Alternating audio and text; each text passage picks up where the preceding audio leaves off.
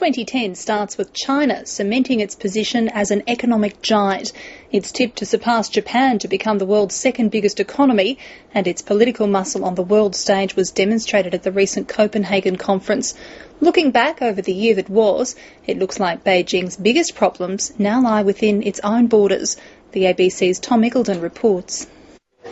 As the year of the ox began amid a global economic meltdown, few felt very bullish about the Chinese economy. Even the country's leaders were concerned. This year is a crucial year for the 11th five-year plan. It will be the most difficult year for China's economic development since the beginning of the 21st century.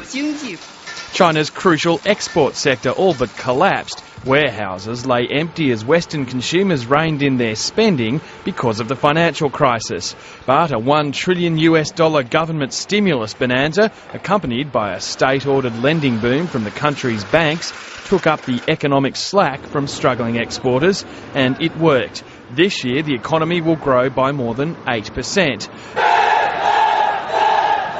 Other tensions weren't so easily solved.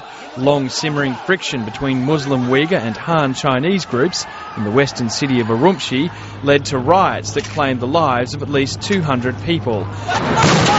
Troops were sent in to quell the violence, but couldn't dispel the images of a nation divided just a year after similar rioting took place in the neighbouring province of Tibet.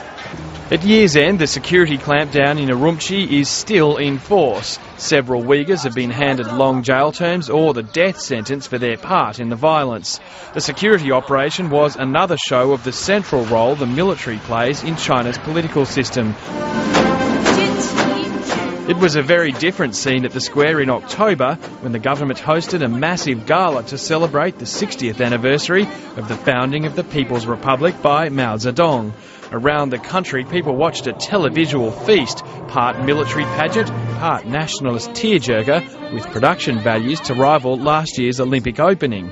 The extravaganza was a reminder of how far China's come in the last 6 decades. Another was the first visit to the country by US President Barack Obama. He assured Chinese President Hu Jintao America isn't threatened by China's rise. That's why the United States welcomes China's efforts in playing a greater role on the world stage, a role in which a growing economy is joined by growing responsibilities. Just weeks later, China announced carbon reduction targets, apparently following the promise of greater technology sharing from the United States. Its ensuing role at the Copenhagen summit was a small step toward more leadership on the world stage, but one others will look for China to build on in the coming year. Tom Iggulden, ABC News, Beijing.